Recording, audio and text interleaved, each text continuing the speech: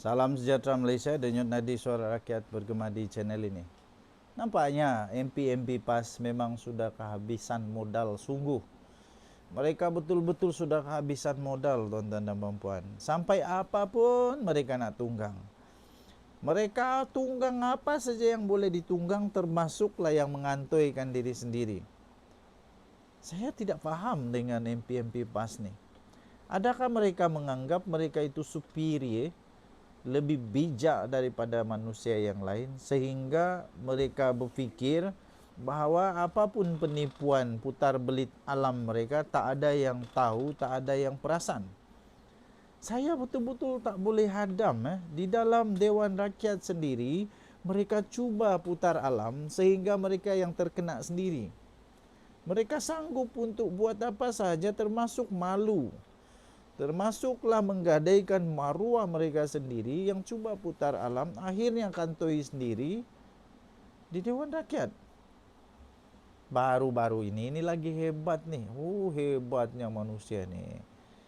Hebat manusia nih. Dia cuba putar belitkan, putar alam kan, dia cuba manipulasikan isu LVG tax nih di Dewan Rakyat, di Dewan Rakyat. Dia kata rakyat semua terbeban ini itu, alih-alih seorang MP dari kerajaan bangkit memberi pertanyaan simple.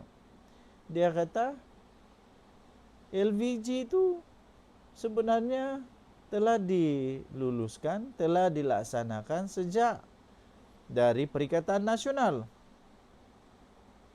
Anda setujukah, dia kata kepada MP PAS itu.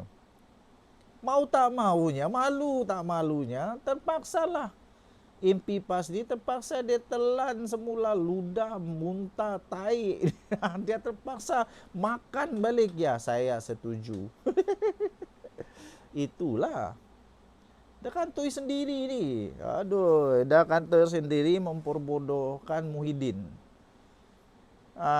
Jadi MP PAS ini sebenarnya secara tidak langsung telah memperbodohkan Muhyiddin di depan ramai ahli parlimen yang lain.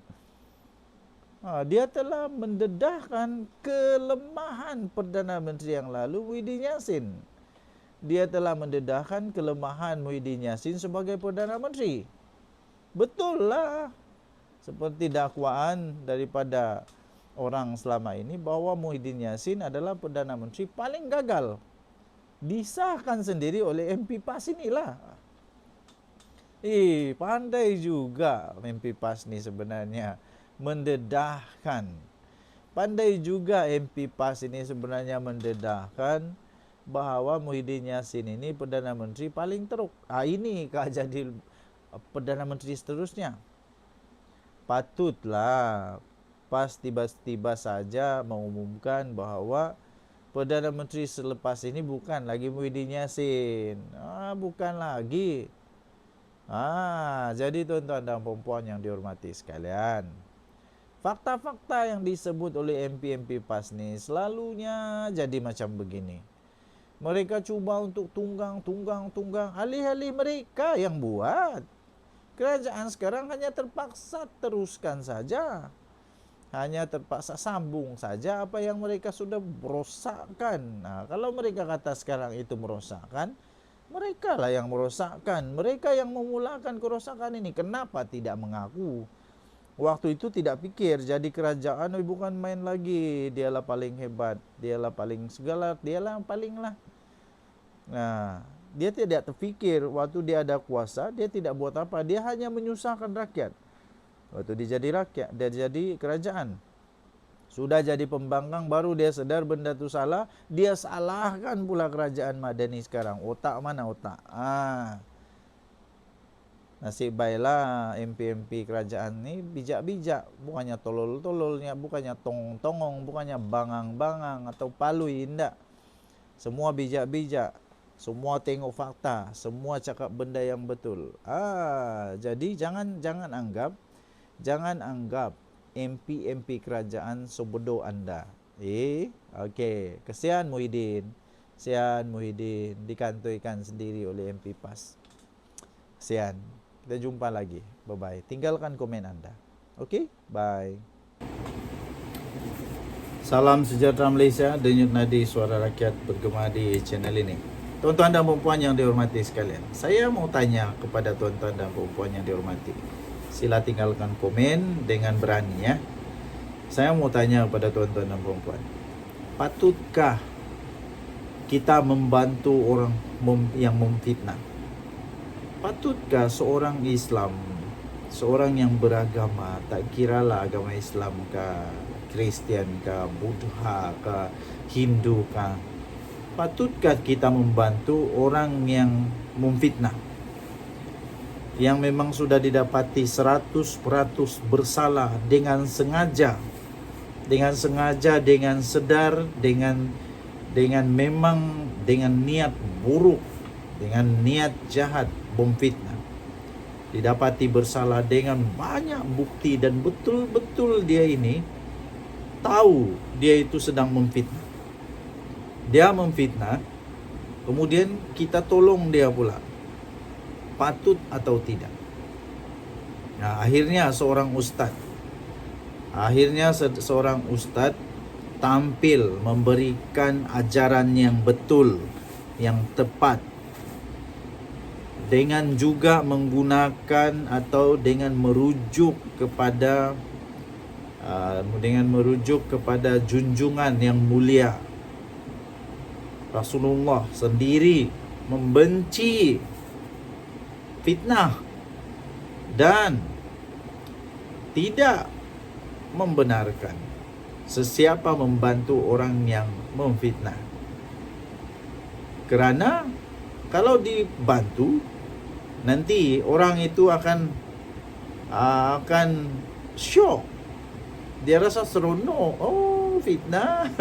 Seronok, ada orang tolong. Nanti dia buat lagi. Nanti dia buat lagi. Dia tak bertobat, dia buat lagi. Jadi tuan-tuan dan puan yang dihormati sekalian, Ustaz yang betul-betul ada fikiran tepat. Inilah ustaz yang patut ada, selalu ada di Malaysia. Mengajar benda yang betul, bukannya memberikan dalil yang salah. Dia buat betul, orang lain buat salah.